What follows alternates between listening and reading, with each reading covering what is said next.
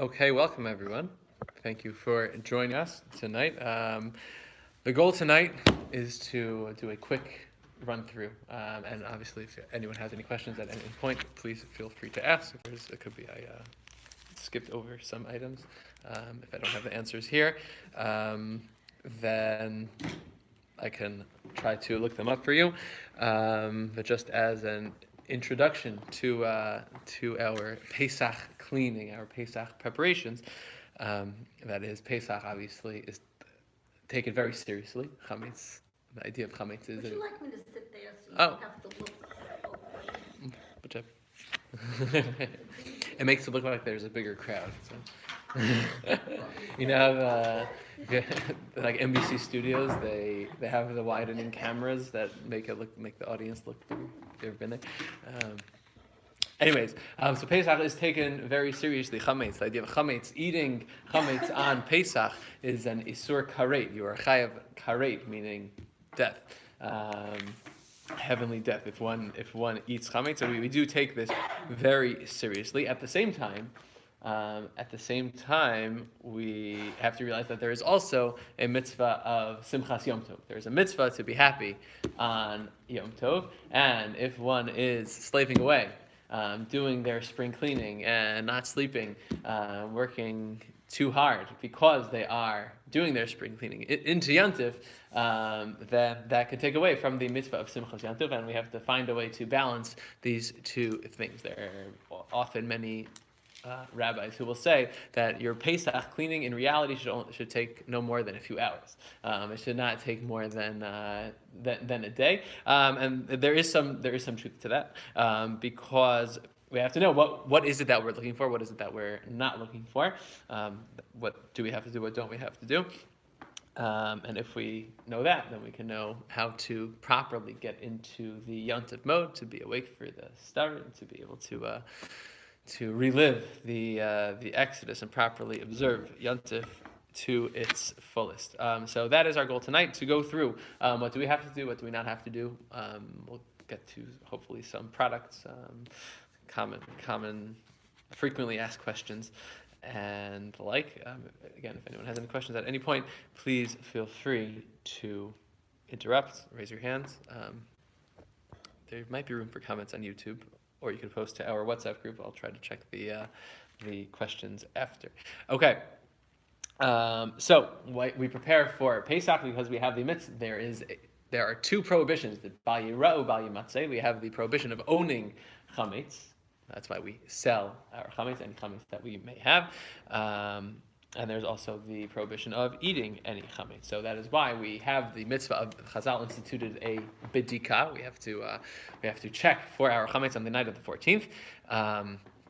But if you are going away, if you're not going to be home before then, it is proper to do the bidika before then. Technically, one can sell if you're going to be in Israel, and you're not going to be away a few days before the night of the 14th. You can sell your chametz from before the night of the 14th, so that the obligation to check your home does not even fall upon you. So that is a way out, but it is a nice thing. Some people will sell everything except for one room, so they just do a bidika on that one room. But it is proper to do a bidika to get into that Pesach mode. So what do we have to clean? What don't we have to clean? So the halacha is that any place that you do not have access to, or that you plan to not have access to over Pesach, does not need to be checked for chametz. So if you have a room that you plan on not using over Pesach, you could just shut it, put tape over the door. You could say, this is going to be the guys, and don't go in there over Pesach. If there may have been chametz in there or not, then the halacha is you don't have to check it. I should have started before. The halacha is you only have to check places which there is a reasonable chance that chametz was brought in. Examples of places, if there are certain cabinets that are never used, that you never store chametz in, or everything changes when you have children because chametz is brought everywhere. But for people at a different stage of life than myself. If there are garages or rooms, cabinets, you name it. If there are places, drawers that you know that never had chametz in them, so no need to check, no need to clean those places. So fans, your fan. So you could clean it if you want. That's more on the spring cleaning checklist. It's not on the Pesach checklist. Getting back to places that we don't have access to. So places such as behind the oven, behind the refrigerator, things like that, which people don't normally go behind their fridges. So there may be crumbs. What? so there might be crumbs there, but we don't have to worry about those things. So that is important to note. So any appliances that you will not be using, your toaster oven that is full of crumbs, if you won't be using that over Pesach, so put it away. Put it in your not for Pesach box, store them away, and you are good to go.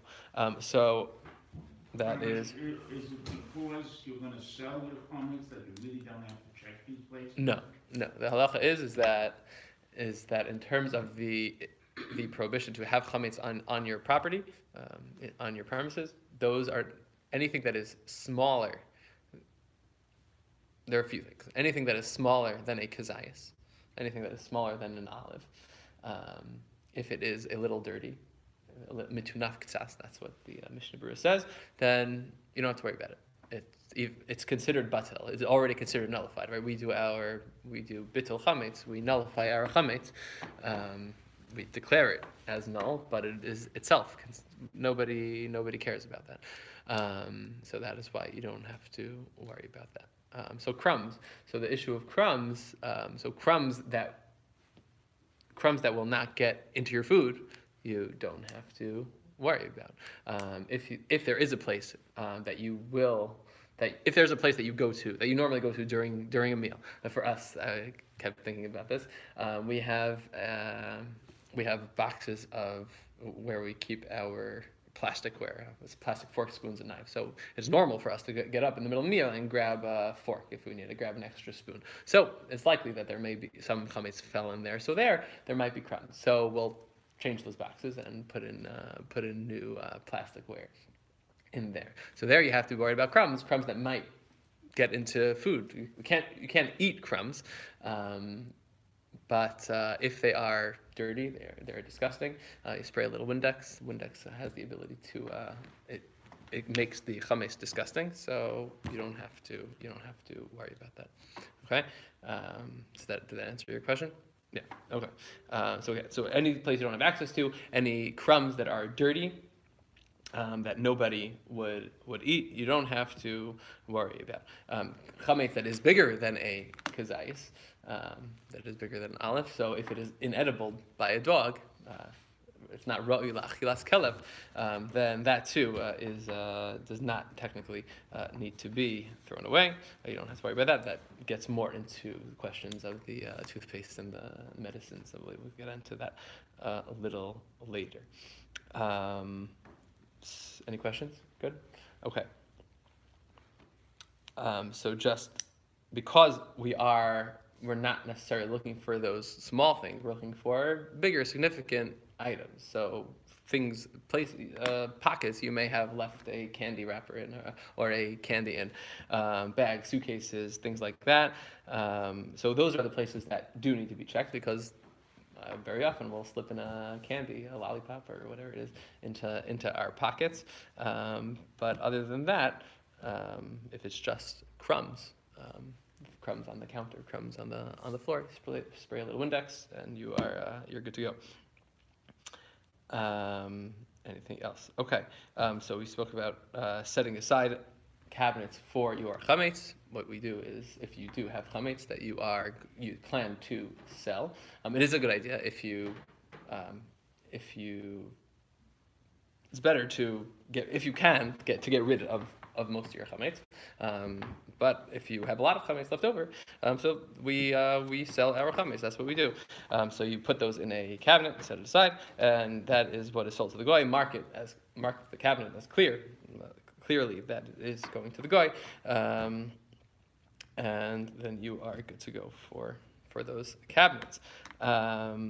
There was a whole checklist on the. I should have mentioned before. I apologize. The guides we sent out.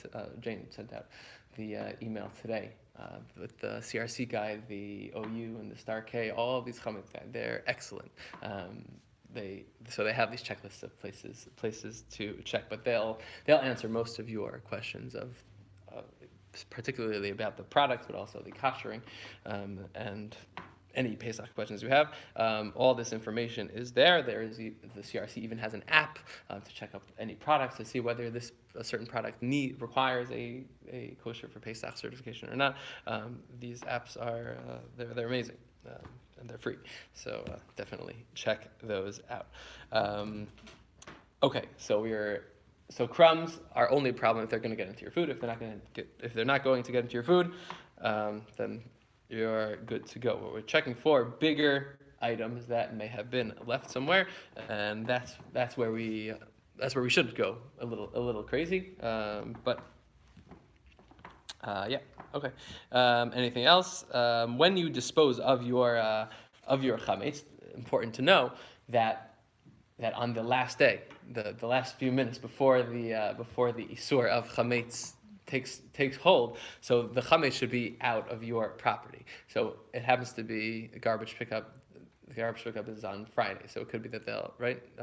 This is right. All blocks have different Oh, so on our block. Village, yeah, the village. Oh, in the village is Monday, Wednesday, Friday. Okay, I don't know what it is in We the have Friday also. We Friday. don't have Thursday. Okay, so it could be they'll pick up your garbage before do you know what time they usually come? They usually come in the morning, but. In the morning. Okay, so you Yes, don't know. they So the chametz should be off of your premises. It should be out of your premises, ideally in a public dumpster someplace. I don't know if they have. I'm sure in Riverdale we used to have a public dumpster that came to the shul. I don't know if that's ever been done here, but that is ideal. It should not be. Community burning. Right, right. There was a dumpster in the Cedarhurst, right opposite Cedarhurst Park. So in the railroad parking lot, there are dumpsters. Okay. Okay, so that's important to note. Other things on these checklists. So you would check toiletries in your cabinet that may contain chametz. So important to check those. Any pets, if anyone has any pets, make sure that they're not being fed any chametz. A lot of pet food contains chametz. We're not allowed to benefit from chametz. Feeding your pet is considered, even though you're not eating it yourself, that is considered a benefit for yourself. Glove compartment of the car, the vacuum inside the seats, that's what they say, and also the vacuum cleaner bags, if they contain Cheerios, or for us, they will contain Cheerios. I don't know what everybody else is like, but to dispose of those will have chametz in them, so make sure you dispose of the vacuum cleaner bags before Pesach. Okay. Now, when you talk chametz, are you talking kitniot also with the same restrictions? Good question. No. So kitnios we are allowed to own. Kitnios is a minhag, is a custom of Ashkenazic Jewry. The halacha is that we are allowed to benefit from kitnios, but we just don't eat kitnios, and we stay away from it in terms of eating. But we are allowed to benefit. Also, if anyone is ill, if for children or for the elderly, there are also leniencies for them who are allowed to. They are allowed to eat So someone kitnios. who owns a store and is Jewish, he could sell Yeah. legumes in the store? Yeah, sure. I mean, all the stores will probably nowadays Sephardim have grown. The Sephardic community has grown. The local Sephardic community has grown, and Gourmet Glatt, all these places will now sell kitnios. The Vad says they have to be clearly marked as kitnios, but they are allowed to sell kitnios because you are allowed to derive benefit from kitnios. Yes. Thank you. In Eretz Israel, there's widespread use of kitniot. Right. And you go anywhere to a restaurant, you're going to eat kitniot. Yeah. So that's true. So if anyone is going to Israel for Pesach, there are actually interesting differences between American kashrus and Israeli kashrus in terms of what is even considered kitnios. We could talk about that now if you want. So the question is about oils that come from kitnios, canola oil. What else is there? What other oils are there out there? Peanut oil, things like that. Right. So these kinds of things. So in Israel, the Rabbanut Paskin for the general public, because most people are eating kitniot anyways. Even though for Ashkenazim the kitniot themselves they may not be allowed to eat corn oil, but things that are derived from the kitniot, those are okay. So you will find on many of the Rabbanut Hashkachas, or most of the Rabbanut Hashkachas, that these oil, it'll say lelo kitniot, that these products do not have kitniot, even though it has corn oil, it has sesame oil, it has canola oil. But in America, we generally paskin, the minhag has been that even things oils derived from kitniot, fall under the kitniot category, and that is why we avoid all these kinds of oils. So just important to know, if you are going to Israel, if you want to maintain the minhag that you had in America, only the badatz hashkachot maintain that standard that we have of things derived from kitniot. Other than that, that is one difference between Israel and America. But yes, you are correct. Any other questions? I find it very interesting today, in today's world, a good percentage of Jews who go to Israel only observe one Seder. I remember my father-in-law making his cousins make him two Seders, in the 70s. But Israelis who live here forever, and they only observe one Seder. I'm Israeli. You're not Israeli. You're American. You're here for 20 years. You're American. Yeah. Why is that so? That is an interesting question, because it's not in the scope of this year. I want everyone to get out on time, but I'm happy to discuss later. Is that okay? I find it fascinating. Okay, yeah. We could. There's a lot to talk about. Okay, so that is really in terms of cleaning. I think we'll cleaning, checking. We'll get to a little bit more product issues a little later. But are there any questions about cleaning? Years ago, they said you had to line your shelves even if you have glass shelves. Right. So refrigerated, this is right. So that'll be the protecting.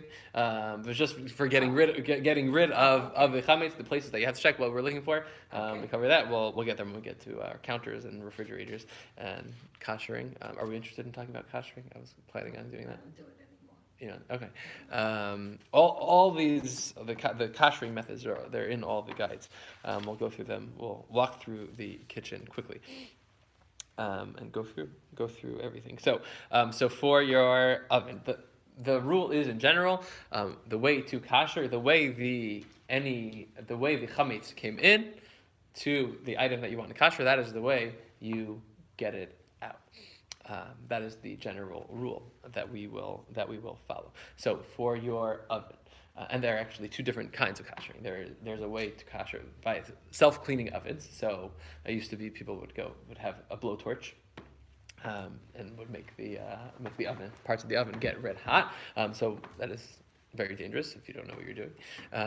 But nowadays, thank God, we have self-cleaning ovens. So what the self-cleaning oven does, it incinerates anything that is in the oven. It essentially gets rid of any non-kosher or any chametz that was left. So for your self-cleaning oven, which I assume most of us have, so just get rid of anything visible.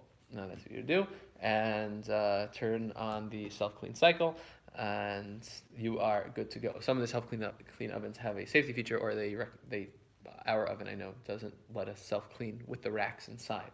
We have to take the racks out.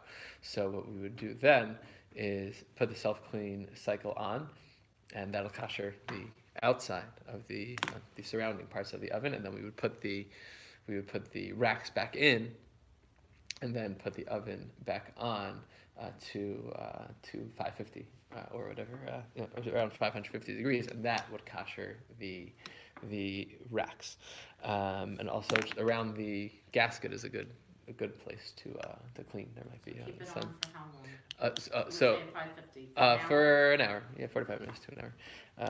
So that gets to anyone who still has non-self-clean ovens. I don't know, could be.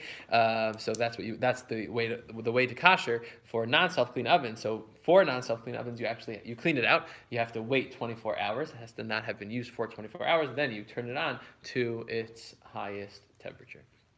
It's 550 for about an hour, and that's what you do. So what is recommended is that you use some sort of caustic cleaner, Easy Off, that would, if there is any residue, so that is pogamid, that makes anything left over disgusting, which will be no longer chametz, and then you will be able to kosher. If there are any stains on the oven, you don't have. If you're able to run your hand over the walls of the oven and not feel anything, and it's just stained from any spills or anything, you don't have to worry about the stains. The koshering takes care of that. It's only physical presence of physical items that we are worried about that have to be cleaned off in your ovens. Okay. Getting to stovetops. So stovetops it depends what many different kinds of stovetops. So the grates of the stovetop can be placed into your self-clean cycle, and that will take care of those. That comes at a cost though, because they won't be as shiny afterwards. So what you can do is it's best to have a pot, really to have a pot of water on top while you turn the flame on. You could, I don't know if you want to you probably don't want to do all 4 flames or however many flames you have at the same time. It'll get very hot in your kitchen. You can do 2 and 2. You put a pot or a blech on top so that the heat spreads. And you put that on for around 30 minutes, and that will kosher the top of your stovetop. Chametz pots, chametz blech. Um, Do this, or Oh, very good. So in general, if a pot has not been used for 24 hours, then you can use that. There is a custom to use kosher for Pesach pots. even though the stove has not been. Even though the stove has not been kosher, yeah. But because it has not been used for 24 hours, we assume that has a stale taste. So it's okay. I never heard 30 minutes. How long have you done? 15? Yeah. Okay, 15 minutes. Important. So anything. You have to excuse me. Sure. There's a medical emergency and I have to. Okay. dispense with it. Refuah shlema, tiskul mitzvos. Okay. I hope everyone is okay. The rest of our learning should be for your refuah shlema. Okay, very important. Anything that is not that in that self-clean cycle has to have not been used for 24 hours. So it will always be cleaned before, and then a 24-hour period of not using, and then that is when you are able to turn things up to their highest temperature. The stovetop also. The We're stovetop not also. using it, not just the pot, but we're not using the stovetop Right. at all. Okay. Right. So that's why. So Motzei Shabbos, after Shabbos, is a good time to kosher because you hadn't used your. Then we have the whole week. Right, now you have a whole week. So you have to time your koshering. Time your koshering wisely. Okay. And then for the rest of the stovetop, so depending what it's made out of, if it's not glass, so you could generally cover parts of the. Mine is stainless steel, I just pour boiling water on. So stainless steel you can kosher. Very good. Right. So stainless steel you can kosher. You pour boiling water. Okay. So the issue with not a huge issue. One of the I was very excited. I made a purchase today for anything that you're koshering with iroi kli rishon. You take from a boiling pot, you pour it onto the surface, and that's what koshers the surface. So that helps for any chametz that may have been absorbed through irui kli rishon, right? We're getting rid of it the same way that it came in.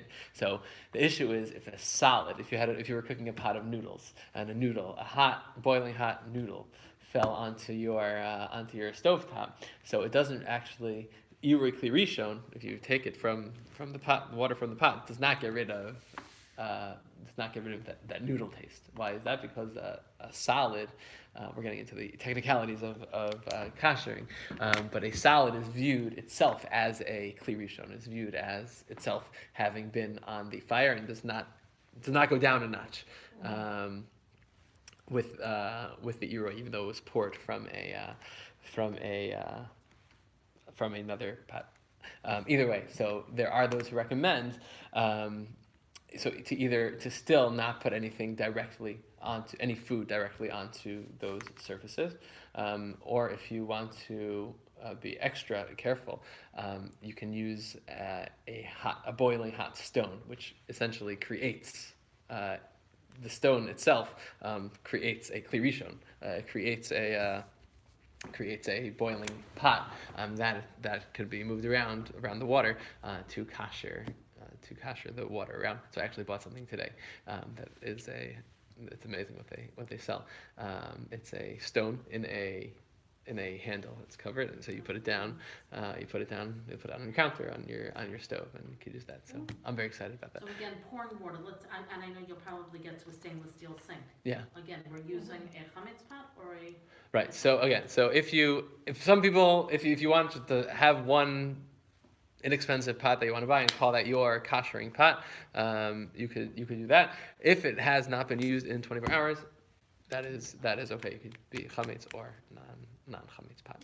So again, no hot water in the sink for 24 hours. Right. Hot meaning boiling hot, like from cooking, or hot like just, hot water?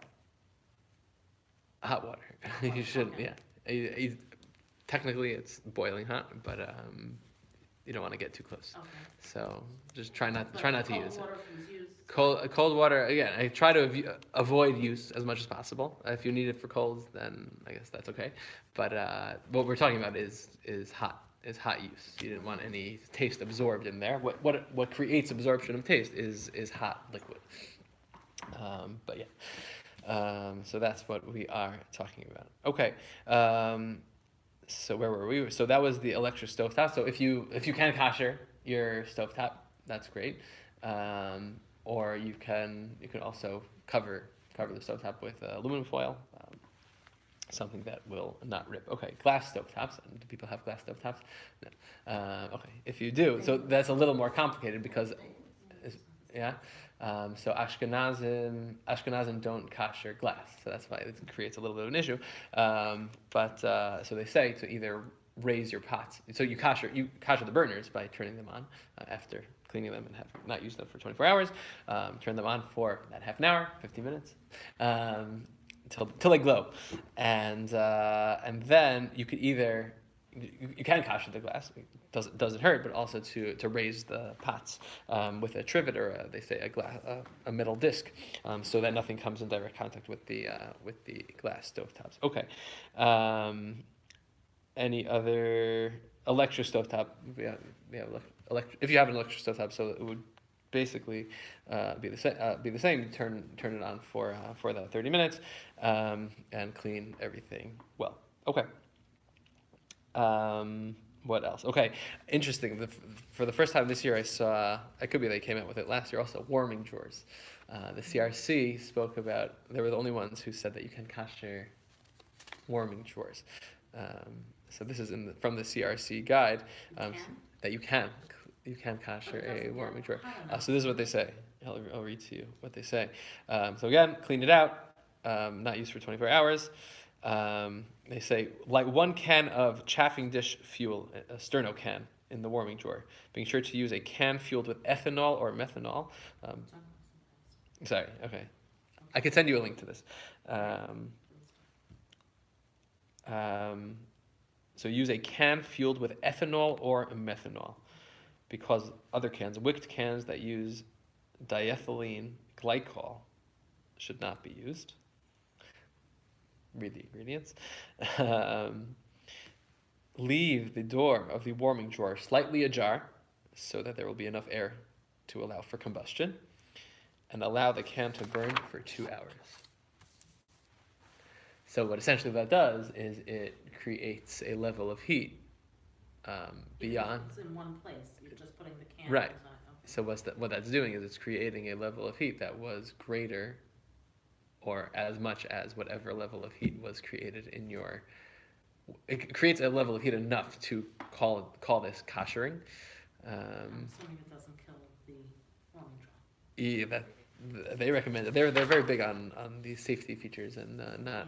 not ruining your warming drawers. Components. Yeah, so we never use ours, but I don't have one. yeah. I did. It's like the best thing. Okay, so if it was worth coming tonight just for that. It was. Okay. Because I don't like leaving a fire on with a left. We're all paranoid in my family, and I don't like leaving my ovens on either. So Right. this would be great. Right. Okay. Thank you. Of course. Thank the CRC. It's not me. Okay. They do great work over there. Okay. Anything else? Any other hot items that need to be koshered that we haven't spoken about? People may want to know about blechs. Microwaves, Microwaves are. which are I covered, went out of order. and I understand, but a microwave that's also convection, Okay. So. can those be Okay, kosher? so the microwave, it depends what your microwave is made out of. So the custom in general, if it's made out of plastic, we generally don't kosher plastic for Pesach. If you need to, if you're stuck for whatever reason, then yes you can. There are people who do, but most recommend not koshering plastic. So that's number one. Number two, your microwave may not need to be koshered because it could be that the steam created from whatever you cook in there isn't hot enough on the walls. So they say to test it out, put a potato in there for 5-10 minutes, and right when it's done, open the door and put your hand on the wall. And if you could leave your hand there for 15 seconds, then technically you're good. You don't have to kosher your microwave because there wasn't enough hot steam to create any absorption of chametz. Isn't that great? So I don't know. I tested it out with water. I realized water may not have been the best way to test because the water actually condensed on the walls, and that itself became hot. So I have to test ours with a potato. So I don't know. So if you want to kosher your microwave, so if it's made out of metal, then you can kosher it. The only part that cannot be kosher are the glass plates. So those should either be covered with saran wrap or removed. You can't use saran wrap in the microwave. Why not? You're not allowed to use metal in the microwave. Saran is Oh, it's saran, plastic. I'm sorry, I'm thinking. Tin foil, yeah. Don't put tin foil in your microwave. But the metal tray, that sits in the microwave. Well, this is for the convection, so that's what I wanted to ask. Okay, Not so because- for the convection, I'm pretty sure they said that Even if I'm not using convection over Pesach, right. and I So can just kosher the microwave as is, I don't have to worry about it. right. I mean, the one thing you do have to worry about is the fan. If there's any dirt around the fan. All right, so Other it's than clean that, and it should you be steam it out for- yeah. I mean, that's a regular, A regular, meaning the way to kosher a microwave, if you can, so you remove the glass plate because that can't be koshered. You'll also have to cover the door, the glass door. But you take a cup, styrofoam cup or any kind of cup, you put it in there for 5 minutes. So the steam is what's going to kosher the microwave, and you should do that again because the spot that the cup was in was not koshered. So do that twice. 5 minutes? 10 minutes. that's But what I I- usually leave it, okay, I leave it much Or longer. I do it so the water dissipates in an 8-ounce glass, I do it. Right. You'll see if the steam came out. I think 5 minutes should be enough. You could do 10 minutes if you want. Yeah. Yeah. That's for microwaves. Okay. So again, I'm sorry, No going problem. back to the fact that, and convection, so that, I and think not, that so I'm pretty sure that there's no difference. okay. I could confirm with the CRC. There my go-to. I didn't take that here. Let's see. I'll confirm with you later. Get back Let to me it take a another note. time, it's not urgent. Okay. Convection. I'm pretty sure it was the same, but I'll confirm. Okay. Okay. If you can't kosher your microwave, if it's plastic interior. So you can cover it with cardboard. You could cover it inside with cardboard, or there are those who recommend using a shoebox or something. Put your food inside of a box, so that essentially prevents any steam from being released into the microwave chamber. If you do that, then just make sure not to open the box inside of the microwave. Make sure to take it out before you open, so that the steam doesn't go inside of the microwave. Okay. That is microwaves. Sorry, I got out of order now because I went to check my microwaves. Where were we? Okay, getting back to sinks. So sinks depends on what kind of sink you have. So stainless steel can be koshered. Corian, anyone? Okay, can be koshered. Porcelain, ceramic can not be koshered. So what do? So again, clean carefully and wait for 24 hours, and then what we're doing is Iroi Kli Rishon, pouring from a boiling hot pot.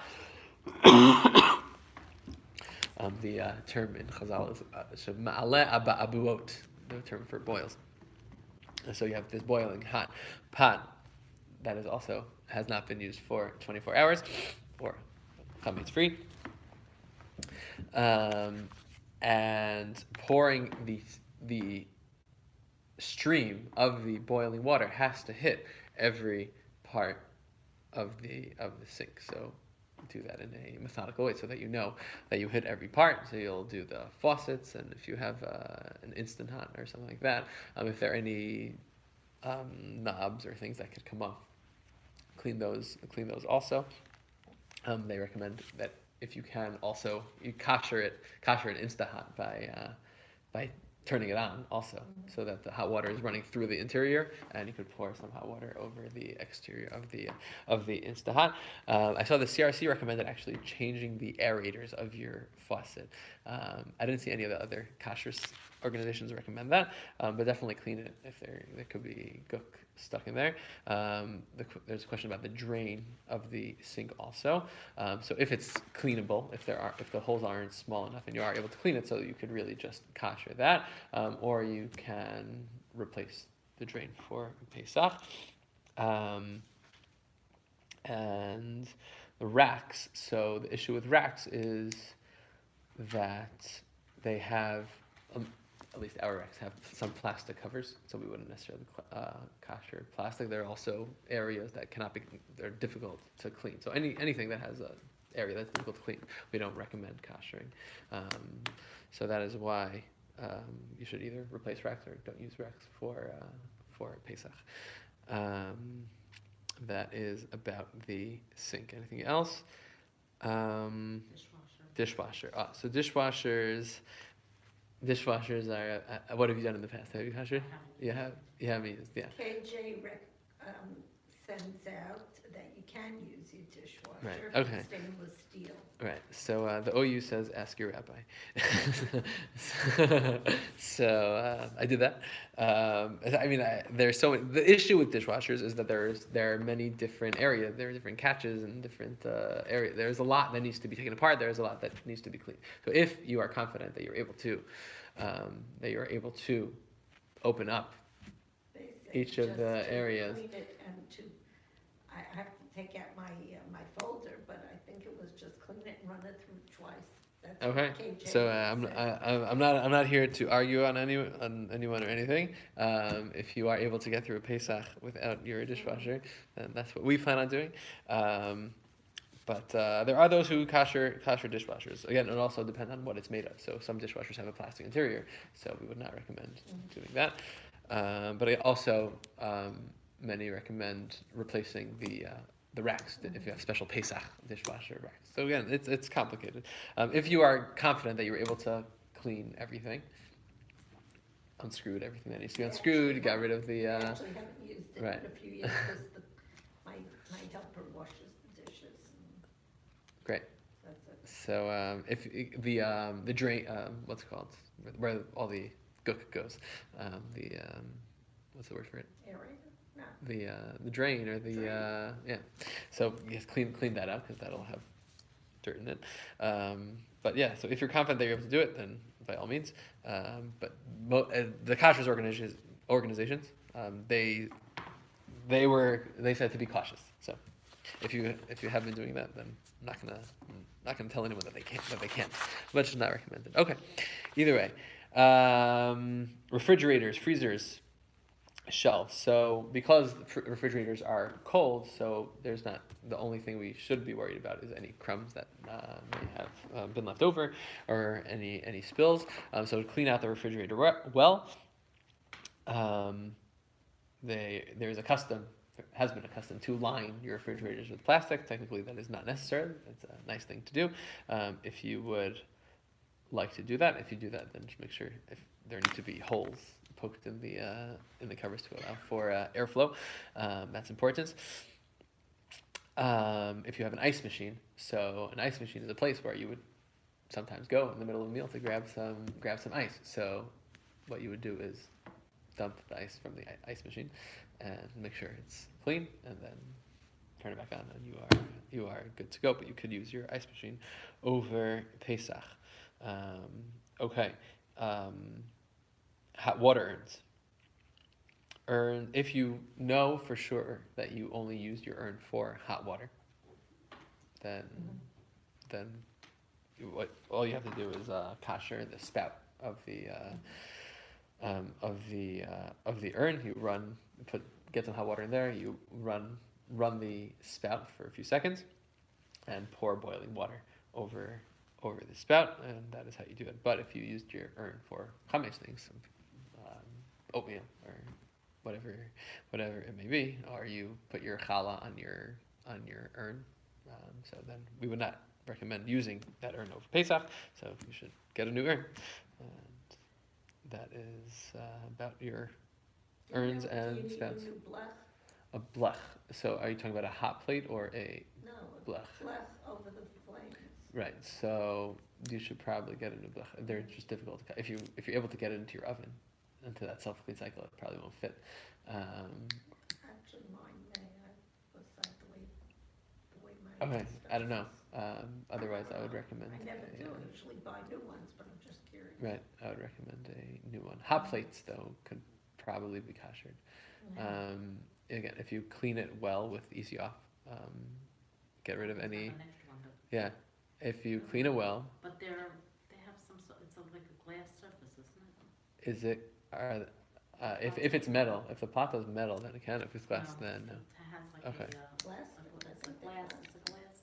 So there are different hot plates. So if it has glass, then right, then you wouldn't kasher. But if it is metal, I can use my warming drawer, I don't know. right? Okay. Great. Okay. Anything else? So that's also anything with a spout. So if you have a hot water cooler with a hot spout also, so you could, if you know that it was never used for chametz, so then you can pour water over the spout. Okay. Tablecloths, oven mitts, and aprons technically you don't need separate ones for Pesach. You could just put that put it on the hot cycle in your washing machine, and you are good to go with some detergent. Vinyl tablecloths cannot be kashered and should be replaced. Okay. Anything else? Flatware. So we're out of anything else in the kitchen besides for flatware?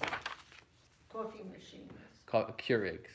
Yeah. Yeah. So So in the past, I was told you can't use it if you use it for flavored coffee. right. If you So use it for plain coffee, you can. right. If you know that you only use it for plain coffee, which is kosher Pesach, so then yeah. Even though, the flavors may not be Pesach. I mean, it's obviously kosher flavors, but. Right, they may not have kosher Pesach flavoring. So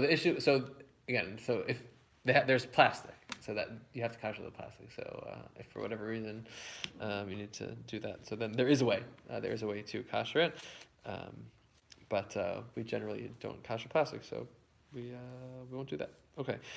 Important note is that all of these koshering methods, except for your self-clean oven, have to be done before Pesach. If you're planning on getting someplace on Pesach and performing koshering, that that is not good. You should not. The koshering has to be done before Pesach. The reason is because we rely on bittul, which doesn't happen on Pesach.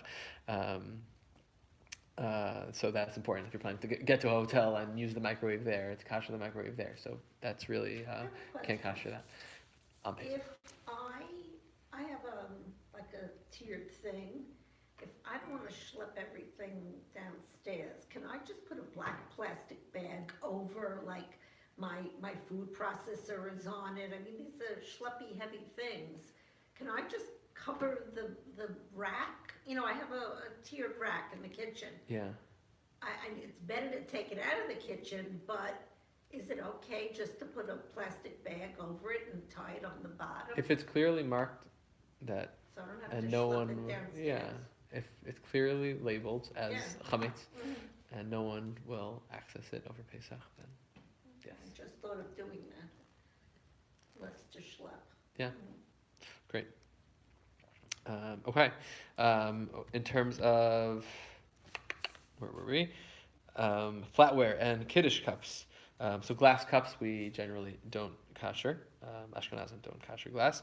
But if you have your forks, spoons, knives that you want to kosher, so that is okay. The only issue, knives sometimes have plastic handles, and any knives that are inserted into a handle, so those are difficult to clean on the inside, so we wouldn't recommend koshering those.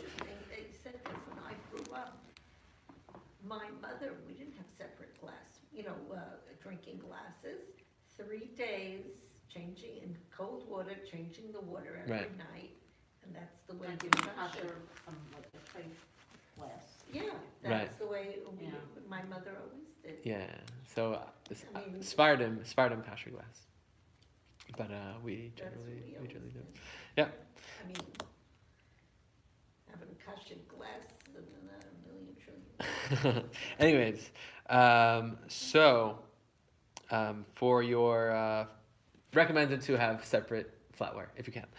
If not, for whatever reason, so then you would kosher them by placing them in a pot of boiling water. You try to put them in one at a time while the pot is boiling, and the pot can be kosher for Pesach or not, if not used for 24 hours.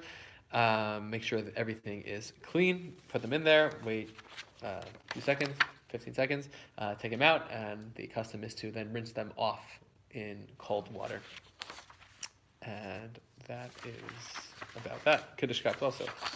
Make sure they're clean, and you can kosher those in your boiling hot pot. Okay. So that works, I'm sorry, for stainless and sterling silver plate, any metal. Silver, any metal, right? So anything that is ceramic or glass that is not kosherable, but anything that is metal, wood, rubber, can technically be kosher. Okay. We did talk about countertops. Should we countertops? I got out of order. So do you use a steamer? Okay. So What do you count the tough Granite. I don't want to. I don't want to get myself into trouble.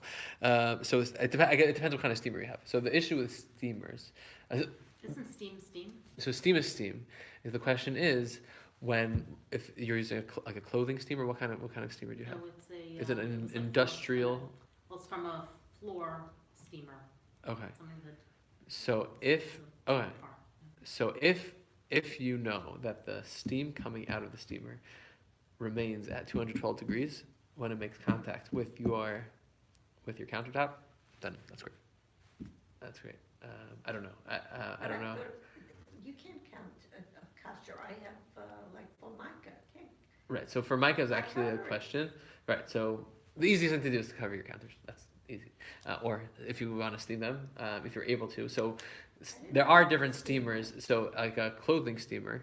So by the time the steam rises, it comes out of the steamer. It's hot, but it's not hot enough to kosher.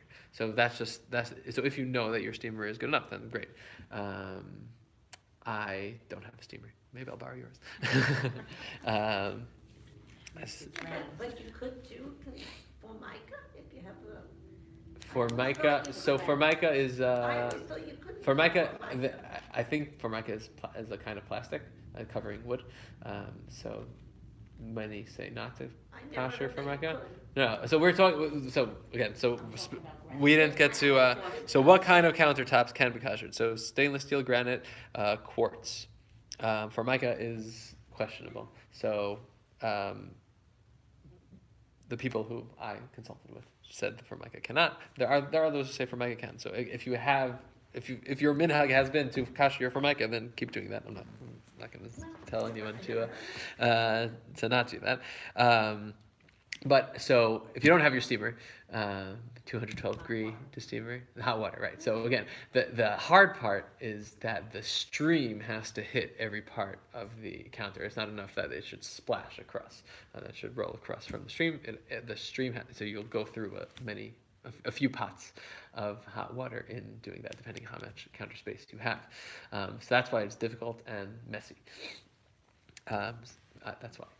Covering is a lot easier, but there are ways to kosher. So you can use your boiling water after you make sure it's clean and having not used it for 24 hours, and so that is the way to kosher these counters.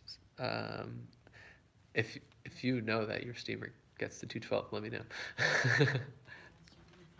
Yeah, that's great. Can we jump to Sure. working on Yom Tov? Like to prepare for the second night. You can't prepare Right. until the second night falls in. Yeah, these are difficult Yes. difficult So issues. how do we do this? So How do we heat up? Can we take things out of the refrigerator? Can we? So any preparations that are needed for the second night should not be done for the second night Even of if we Yom Tov. partake, I mean, in If years you past, right, so if you want to eat, if there's food that you're going to eat before the second night of Yom Tov, so then you're welcome to eat that. but The for one everything, so you have to, if you have 5 different dishes, you have to partake Right. in all of those. Right. So you can do that. The one issue is technically from sunset, one is not supposed to eat until they make kiddush. So that's the only. So do that before sunset. So So I noticed in your schedule of times yeah, that the second week, the second days, the second night, you're not waiting an additional hour. The candle lighting will be but because at it's the same Shabbos, time. because it's Shabbos. Oh, okay. Because in years past, Right, you have to wait an we've extra hour. actually have made an early second night. Right. Even So though it wasn't Shabbos. I never understood how or why. Right. But that's what we did. Right. right. So I So figured I'd ask you. we're doing just Shabbos at the regular time because you could Okay, that's accept perfect. Shabbos. Yeah, that's why I did that. Yeah. Right, because remember Rabbi Pearl sent out a. Right, that he would always make a the second earlier. night earlier Mhm. Right. to spare us all. Yeah. Mhm. So, I mean, if the truth is, I'm happy that if people want, the sense that I got was that people did not want that. That was the sense that I got Not from want what? What? to not have the second night of Yom Tov that early. I think everybody would want that. Okay, if as a As of the first days you're talking about. The second days it wouldn't apply because it's Shabbos, you're saying. right, But the first days, can you make that second Seder? no, Can't. no, the Shabbos, second So it wouldn't Seder, apply this year. right, No, because Uh, it's Shabbos. No, the second days are Shabbos. The first day is Shabbos. The Friday night and Saturday night. No. is No, Seder. but we're talking about the second night of Yom Tov, the second candle lighting, which would be Saturday night. of the Right, first so you week. can't make it earlier. It's Saturday night. How could you make it earlier? It's Saturday night. You have to wait till, Shabbos nightfall. is over. I She's saying that the second night, even if you wanted to make it You earlier, couldn't, you because couldn't it's because Shabbos. it's still Shabbos. right, right. yeah, It's a moot point. I'm not sure I'm following. It's saying in, On the second night of the first days of Yom Tov, right, so the second night, right? So it's you have the to wait till right, Shabbos you have to is wait till over. So Shabbos this year, ends. sort of nothing applies. Right. Okay. Okay. Yeah. Sorry about that. Okay. Let's just try to finish up here because there are people here. Any other questions about Yom Tov specifically? What is? But you're saying that you can't take the stuff out of the refrigerator and let it come to room temperature? If you're not gonna, if you don't need it for that day, Um, so I mean, if you want to use it that day, you're welcome to. Actually, I have a question about Havdalah of the first days. So do you make some sort of a havdalah on the There is a Saturday night? havdalah before. So in Kiddush Yeah. that night, That there would is go- a oh, right, the havdalah second that night is there's said. havdalah, so and the following week already, it's. It's no more Motzei Yom Yontif. Tov. Okay, so it's a full regular havdalah, Right. okay. Except it won't be with it's because it's not. It is from Shabbos. The last day is Shabbos, right? Yeah, so you Okay. so you can't use your regular Pesach. Besamim is Yes, besamim. but it's packed away, and Okay. you haven't rebought the chametz. I mean, besamim is not chametz. I don't know, Uh, I always pack it away and I Okay, use something else. I don't think know why. besamim is chametz. I'll double check whole cloves. Maybe because I used the jar. Okay, Okay. I don't know. I don't think besamim is chametz. So you could use a regular besamim, or you could use cinnamon or cinnamon. Okay. That's just getting back to specific products, medications, things like that, things to be aware of. So pills, definitely prescribed pills, any medications, because they are not, any chametz that is in there is not edible. We swallow it whole, so therefore they are good to go. Chewables and liquids are a little more complicated because they are more palatable, and you are actually eating them. It's not just swallowing them. So you have to be a little bit more careful about those. If you have specific questions, feel free to ask. Vitamins. So vitamins often do contain chametz. So one should make sure that those are kosher Pesach. Shampoo, conditioner, mousses are all okay. I posted on the email, there was the Star K list, and it contained these shampoo, conditioners, and mousses. But there is reason for those who want to be stringent to not use them, but the general psak is that there's no reason to be concerned. When it comes to deodorants, perfumes, and hairspray, so if they have, most of them are okay. If their alcohol is denatured, if the alcohol has not been denatured, like expensive perfumes, French perfumes, things like that. So that is technically edible. So those are the ones that you have to be concerned about. But I assume most are okay. I don't know specifically about which hairsprays. I don't know. I didn't look into that. Okay. Either way, but perfume. I mean, most perfume, standard American perfumes should be okay. Mouthwash and toothpaste should be kosher to Pesach. I saw on the Star K list they listed all Colgate and all within mouthwashes, Colgate and Scope. They're all okay. And toothpaste, Aim and Colgate are all okay. Crest not. I never, it's very interesting. Is there any information on children's toothpaste? Children. Do you So know offhand, like children's so flavored toothpaste? Colgate has a children's flavor. Okay. Strawberry, very good. And you said mouthwash is Colgate, who's it? Colgate and Scope. Scope. And again, these are all on the list. Check those lists out. CRC app, OU, it's all there. Okay, milk and eggs if you're not buying from a kosher supermarket, so those should be bought before Pesach. I have a question on shopping in a store, let's say, like Costco, during Chol Hamoed, to buy fruits and vegetables, permissible or not? Yeah. Even during Chol Hamoed, as long as you're If not you need the food for a yontif, buying- so then, And stuff that is kosher Pesach that's not fruits and vegetables, let's say salmon, the Kirkland salmon Right. that is, right. you can buy that on Yom Tov? Yeah, if you need it for yontif, yeah, if you need You it for mean the yontif. frozen one is? Yeah, I don't know, it's one listed, I don't know If which one it is. anything that you need for You can yontif, buy you're in allowed to Costco. buy. Yeah. Why? Yeah. Okay. Is there a reason that you would not be able to? You're saying because it's around chametz? No, around chametz, I mean, you go into CVS also. And Right. it's chametz, no, but I'm just like, No. So it's more of a hilchos chol hamoed issue than anything else of buying things that you don't. We try not to do business on chol hamoed. yeah, you're buying. Right. So if it's for yontif, so then of course you could buy whatever you need. Okay. Frozen vegetables. So those need a special hechsher for Pesach. they use something in there that may have chametz.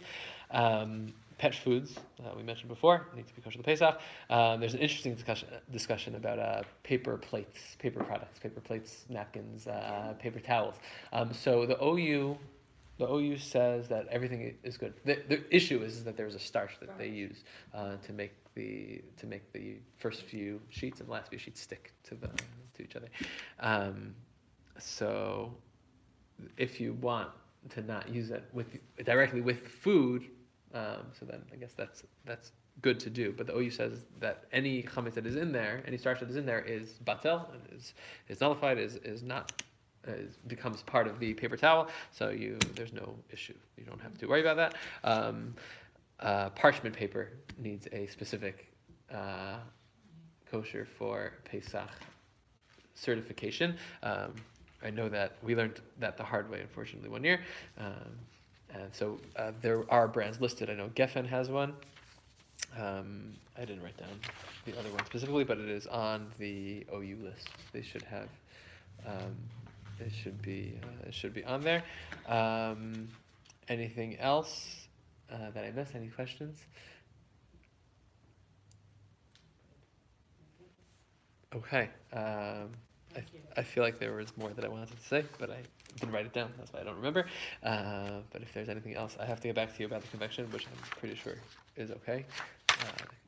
If there's any Convection in the microwave. right, yeah. If anyone has any other questions, Even if the milk says kosher Pesach Oh, on so it, if it's and you kosher go le- into Key Food, Right. you buy it. no, so if it says kosher Pesach Yeah. on it, then you're fine. That will generally only be the Chalav Yisrael brands. No, They say kosher Pesach on sure. it.